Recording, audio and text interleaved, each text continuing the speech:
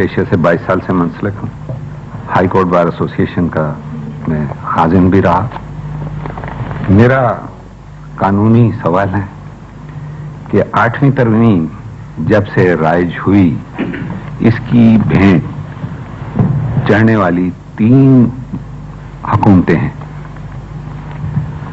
अब मसला ये है, फिर वही दरपेश है कि आइंदा मुल्क की मईशत तबाह करने का उन पे इल्जाम रहा, अकरवा परवरी का उन पे इल्जाम रहा।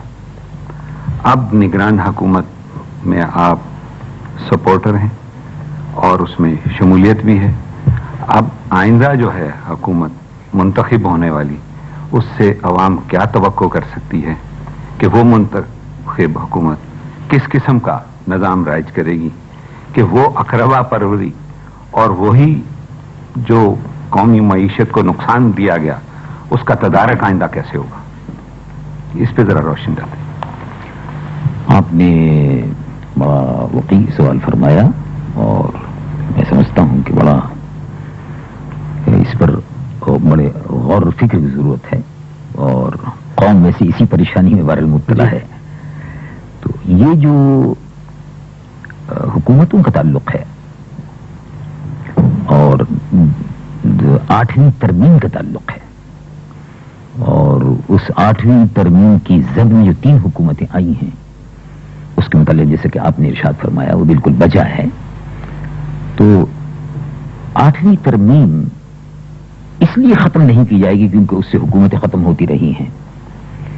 बहुत से इख्तियारात ऐसे हैं कि जो कॉन्स्टिट्यूशन में देने पड़ते हैं अगरचे उनका इस्तेमाल नहीं होता। मसलन ये कि हिंदुस्तान की पार्लियामेंट को, मल्का बरतानिया को किसी भी वक्त मुअत्तल करने का हक हासिल है, लेकिन उन्होंने ये हक कभी इस्तेमाल नहीं किया। इसलिए नहीं किया कि अवाम के नुमाइंदे मुंतखब होकर आए, कोई जरूरत नहीं है, कारोबार हुकूमत चल रहा है। इस तरह से हिंदुस्तान में भी इख्तियार है कि सदर जब चाहे वोट ऑफ कॉन्फिडेंस लेने के लिए कहे, तो वोट ऑफ कॉन्फिडेंस लेने के लिए कहना और उसके बाद अंदर से एक साजिश तैयार करना ताकि वोट ऑफ कॉन्फिडेंस ना आ सके और वोट ऑफ नो कॉन्फिडेंस आ जाए और असेंबली खत्म हो जाए, ये भी हो सकता है। लेकिन वहां ऐसा हुआ नहीं कभी, हमारे यहाँ ये हुआ है। उसकी वजह यह है, सबसे पहले असल में बनाया इसको 8वीं तरमीम को जनरल मोहम्मद जियाउल हक साहब ने, और सबसे पहले इस्तेमाल भी, यानी तजर्बा भी उन्होंने ही फरमाया। इससे पहले नहीं हुई वो इस्तेमाल, और इससे पहले थी भी नहीं, 73 के कॉन्स्टिट्यूशन में थी भी नहीं, इसका सवाल नहीं था। 73 के कॉन्स्टिट्यूशन में on the advice of prime minister, यानी एडवाइस थी प्राइम मिनिस्टर की कि कौमी असेंबली तोड़ दो, ये 73 के कॉन्स्टिट्यूशन में है। तो एडवाइस प्राइम मिनिस्टर की तो वो है, लेकिन उसी के साथ साथ सदर को भी इख्तियार दिया गया है 8वीं तरमीम में। 73 के कॉन्स्टिट्यूशन में on the advice of prime minister सदर जो है वो कौमी असेंबली को तोड़ दे 7 दिन के अंदर अंदर, लेकिन सदर को इख्तियार कोई नहीं था तोड़ने का। 8वीं तरमीम में है। अब इसके हुस्न और कमत अगर बहस करते हैं तो बात लंबी हो जाएगी, लेकिन मैं एक बात अर्ज करूं आपसे कि ये तरमीम, इसके मुखालिफ हम भी हैं और हम नहीं चाहते कि ये कौमी असेंबली तोड़ने की तरमीम का हथियार सदर के हाथ में दिया जाए। तो 8वीं तरमीम पूरी की पूरी तो खत्म नहीं की जा सकती।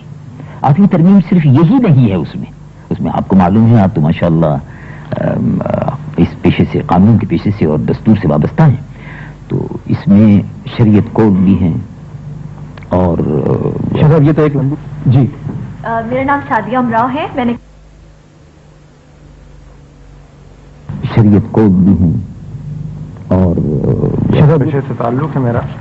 मेरा सवाल ये है कि खलीज की जंग के दौरान अमेरिका और उसके इत्तेहादियों के खिलाफ आपने पाकिस्तान में पुरजोर तहरीक चलाई, लेकिन उसके बाद वजीर आजम नवाज शरीफ साहब ने और दीगर लोगों ने आप पर इल्जाम लगाया कि आपको इराक और लीबिया की जानिब से पैसा मौसूल हुआ जिसकी बुनियाद पे ये तहरीक चलाई गई।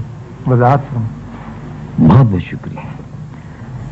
इसमें कोई शक नहीं कि पाकिस्तान के गयूर अवाम ने गलियों और सड़कों बाजारों में निकलकर सरापा एहतजाज बनकर अमेरिका मुर्दाबाद के नारे लगाए। अब आप खुद गौर फरमाइए कि इराक जो उस वक्त मौत और जीत की कश्मकश में था, इराक को खुद अपनी जरूरियात पूरी करने के लिए किन किन चीजों की जरूरत होती है वो जाहिर है। ऐसे जंग के वक्त में मौत और जीत की कश्मकश जब हो रही थी, तो ऐसे वक्त में वो हमको क्या पैसा देता। एक बात तो ये हुई। दूसरी बात मैं ये अर्ज करूंगा, क्या इराक के पैसे ने पाकिस्तान के करोड़ों अवाम को खरीद लिया? तो पाकिस्तान के करोड़ों अवाम जो है वो इतने यानी बेजमीर हो गए थे कि उनमें इस्लामी हमीयत तो थी नहीं, यानी इस्लाम के नाम पर वो नहीं उठ सकते थे, पैसे ही के नाम पर वो उठ सकते थे। तो पाकिस्तान पर भी एक बहुत बड़ा इल्जाम है। और उस जमाने में जब नवाज शरीफ साहब ने और उनके साथियों ने ये कहा कि हमें मालूम है कि बहुत से लोगों को पैसा दिया गया है और ये लोग अमेरिका के खिलाफ नारे लगा रहे हैं और इराक की हिमायत में मुजाहिरे कर रहे हैं, तो उनसे कहा गया कि जिन लोगों को पैसा मिला है बकौल आपके, तो उनके नाम बताइए, जाहिर कीजिए कौन कौन लोग हैं। लेकिन वो आज तक बता न सके। दूसरी बात आखिरी में अर्ज करता हूं कि इराक अगर इस सिलसिले में कुछ पैसा खर्च करता तो उसको पैसा खर्च करने की जरूरत नहीं थी। इराक से मुसलमानों का कल्बी रूहानी लगाव है। लोग खुद ब खुद इसलिए खड़े हुए कि वहां करबला है, इराक में करबला है, इराक में नजफ अशरफ है, मौलाए कायनात सैयद अली अल-मुर्तज़ा रज़ी अल्लाह अन्हु का रोज़े मुबारक है, इमाम आली मकाम सैयद शुहदा रज़ी अल्लाह अन्हु का मज़ार मुबारक है, गौसे आज़म सैयदना अब्दुल कादिर जिलानी शाह जिला रज़ी अल्लाह अन्हु का मज़ार मुबारक है, इमाम आज़म अबू हनीफा रज़ी अल्लाह अन्हु अर्दा का मज़ार मुबारक है। ये अल्लाह के वो वली और बुजुर्ग और खानवादा नबूवत के वो खुशचीन हज़रात हैं कि जिनके मज़ारात पर अगर बमबारी हो तब आप खुद तसव्वुर कर सकते हैं कि मुसलमानों के जज्बात का आलम क्या होगा। शरद कम वक्त कम है, अगर आप इतने लंबे लंबे जवाब देंगे तो मुमकिन है ये असेंबली भी टूट जाए। जी मगर यहाँ 8वीं तरमीम भर नहीं है आपके पास। जी एक मिनट जी फरमाइए। मेरा नाम फहीम अली है, मैं साबिक बैंकर हूँ। एक आम ख्याल मेरे जहन में आता है और वो ये है कि हमारा अल्लाह एक है, कुरान एक है, रसूल एक है। इसके अलावा कुरान में वाज़े तौर पर तफरका को मना किया है। और अनवर मकसूद साहब, आपकी वसातत से सवाल ये है कि खुलफाए राशिदीन ने भी, खासकर खलीफा दोम ने, जब मजलिस शूरा के पास 5 आदमियों की लिस्ट पेश की थी जिसमें हजरत तलहा, हजरत जुबैर, हजरत अब्दुर्रहमान, हजरत उस्मान गनी और हजरत अली शामिल थे, तो आपने वाज़े तौर पे ये कहा था कि अगर इसमें से 4 एक तरफ हो जाएं और एक तरफ रह जाए तो उसको कत्ल कर देना। तफरका परस्ती के मुतालिक बहुत वाज़े तौर पे हर एक ने कहा है। पाकिस्तान में उलमाए कराम जो तफरकों में बटे हुए हैं, इस सिलसिले में आपने कौन सा कदम उठाया है कुरान और सुन्नत और सारी इन चीजों की रोशनी में? आपने मुलाहिज़ा फरमाया होगा कि पहले सिर्फ जमीयत उलमाए पाकिस्तान थी और जमीयत उलमाए पाकिस्तान के साथ साथ अब जमीयत उलमाए इस्लाम भी है।